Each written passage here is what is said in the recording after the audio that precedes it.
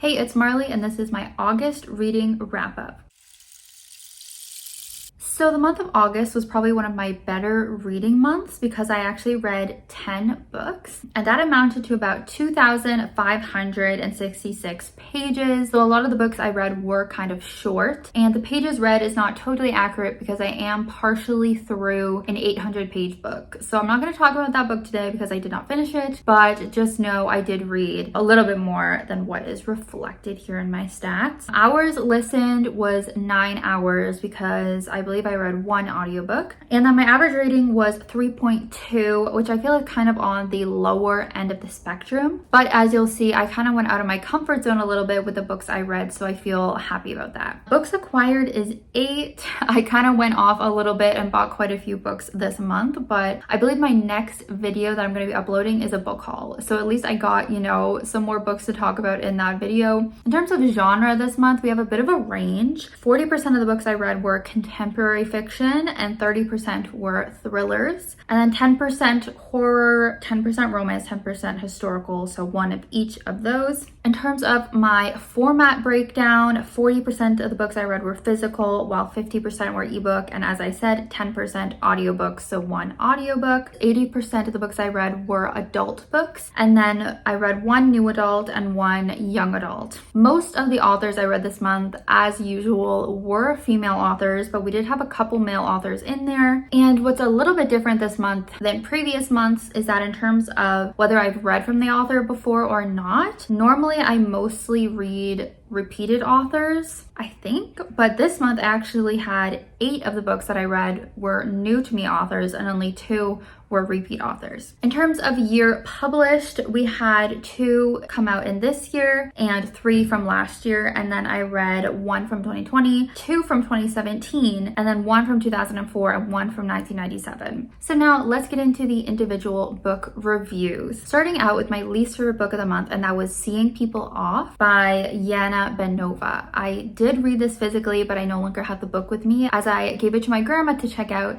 because this is a Slovakian book. If you missed it, which I feel like a lot of people did because it didn't get that many views, I did a reading blog in August where I read books based on my DNA. So I got my DNA breakdown from ancestry.ca. It told me, what percentage of my DNA was from which countries, and then I read books from those countries. It was a really cool concept and very fun to do, and this is one of the books from that blog. It was a book from Slovakia, as my grandma's family comes from there. Unfortunately, I did not love this book, obviously, from the 2-star rating. I even struggled with how to describe this book because the main reason I didn't enjoy it is that I did not feel like I was understanding it. Maybe a part of it did get lost in translation, or I'm just not smart enough to have comprehended what it was really exploring. It was about this woman and her husband, or her relationship with her husband, and she had a friend, and it was just very convoluted for me. It was not a very linear story. It seemed to have some weird experimental thing going on, and so I cannot really speak more about it than that. I do not recommend it, obviously, but that was one of the books I read. Next up is another book that I read in that vlog. It's called The Details, and this is by Ia Genberg. I gave this one 3 stars. This is another one that didn't have a lot of meat to the story. It was a pretty short read. I read it in one night. It is about this woman who is ill. She has a fever, and because of that, her mind is just sort of wandering, and she's remembering these people from her past. And so each chunk of the book is separated into focusing on what her life was like at this period of time when she knew a certain person, whether it was an ex or a friend of hers or something like that. It went very quick, and I guess the point was just how things stick with you from your past. Maybe you were only friends with someone for a few years and you lost touch, but they still impacted a lot of who you are and your personality because of what you went through, and how it's really in the details.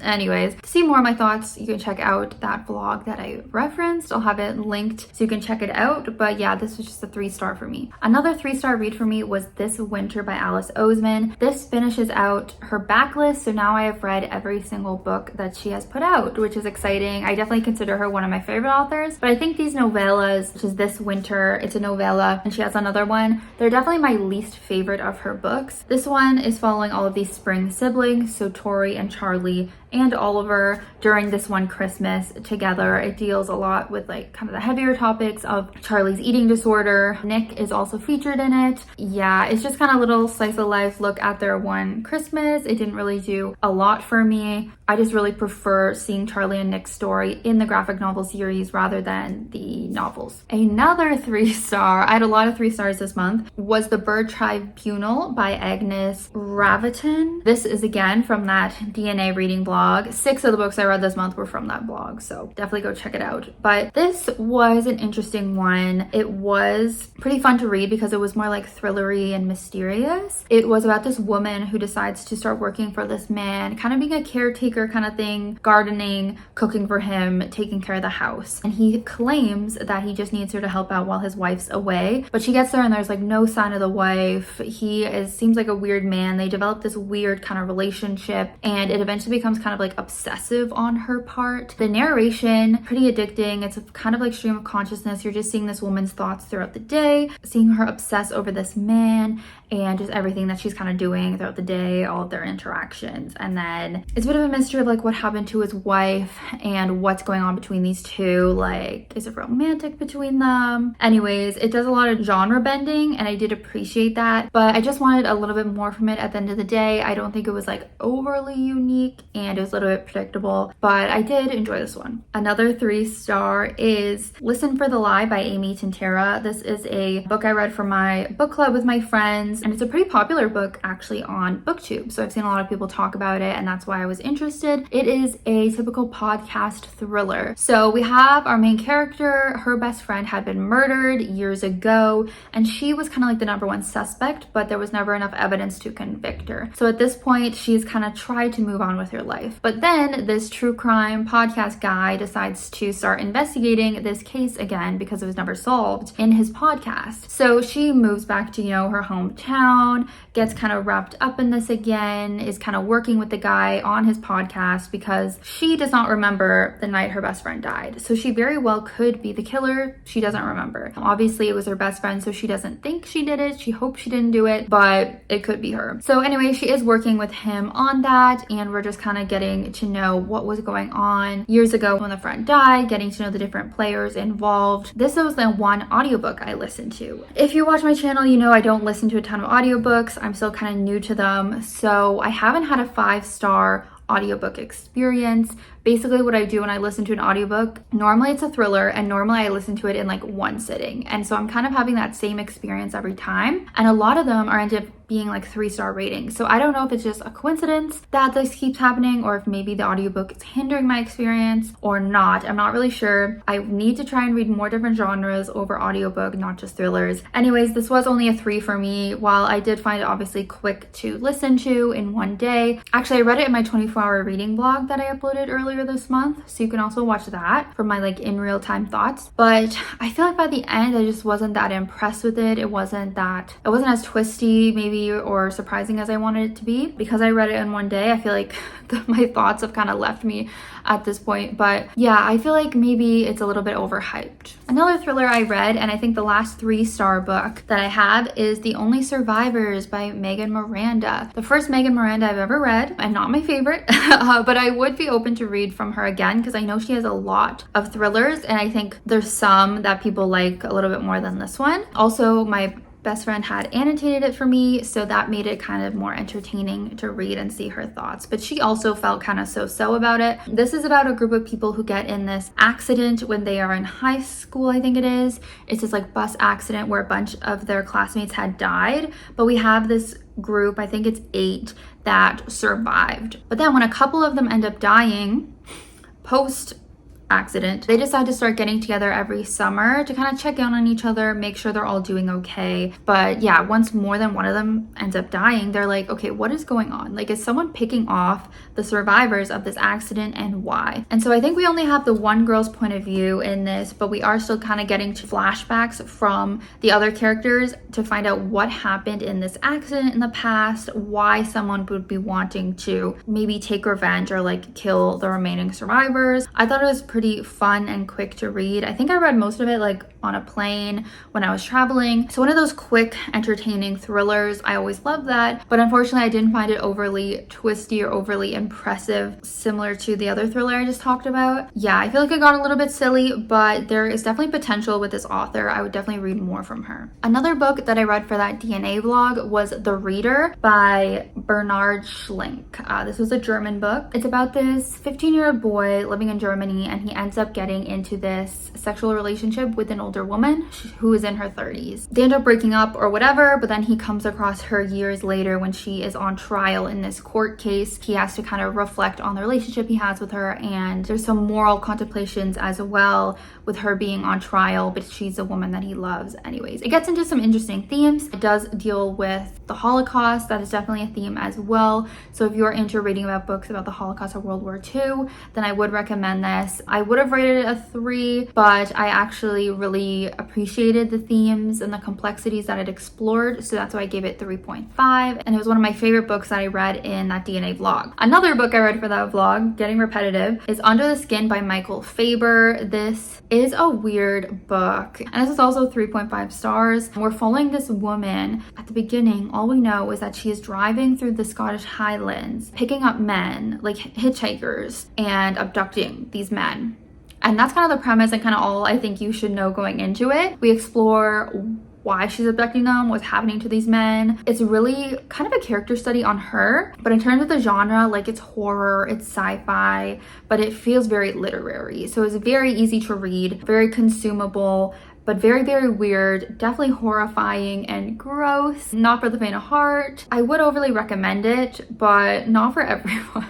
Not for everyone. It's pretty weird, but worth reading. And again, similar to The Reader, I appreciated the messages that the author was trying to get across in this book. All right, another book I read this month was Attached at the Hip by Christine Riccio, and I gave this book 4 stars. I definitely think it is Christine's best book that she's had so far. This book has a really fun premise where we have a main character, Ori. She is in her early 20s, but she's pretty immature. She hasn't really grown up yet. She's pretty codependent on her family. And when her sister calls her out, she decides to apply for Survivor, which is a game she always liked watching growing up. So she ends up getting on Survivor, and this is gonna be like her moment to finally do something on her own. And then she finds out that she's actually on a like romance edition of Survivor, where it's like a dating reality show. So again, if you like Survivor, if you like any of the reality dating shows that are out, I think you would be intrigued to read this. Kind of the premise of the game is you get tied with rope, so like attached at the hip to the different players, and you're trying to make these bonds with the different players, but you're also at the end of the day trying to win the money as well.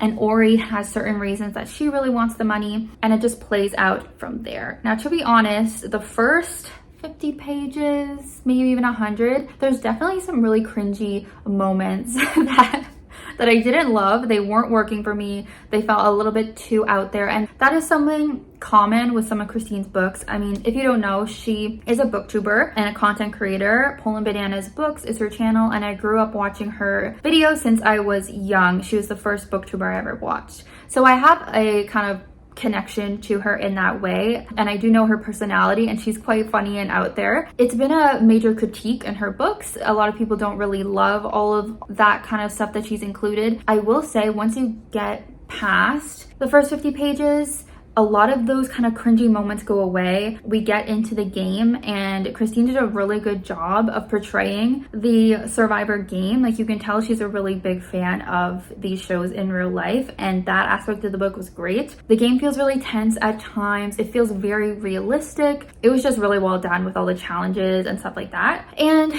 Ori's immaturity at the beginning, like, it does make sense. Like, that is her story, is her like figuring out herself and coming into her own. I do think Christine's writing maybe could lend itself better for like a young adult character rather than, you know, an adult character. But either way, like, overall the story did work. In terms of the romance, I actually really liked the romance in this book too, and it was probably my favorite of all her books. There's even a little switch, like a little twist with the romance. There's a bit of a love triangle, and it's done very well. The dynamic of the love triangle, I thought she did really well, and it was done very interestingly. As I said, there were twists to it, bit of a mystery. This had a lot of cool elements that really worked. And so if you are someone who was put off by maybe the first first few chapters or by her other books, I actually would encourage you to keep reading this one. I think it is worth it. Probably one of the better reality show books that I've read. And I also did read this, or part of it, in my 24-hour reading blog as well, so you can see more of my thoughts there. But my final rating was 4 stars, and I do think she did a good job with this, and I'm excited to see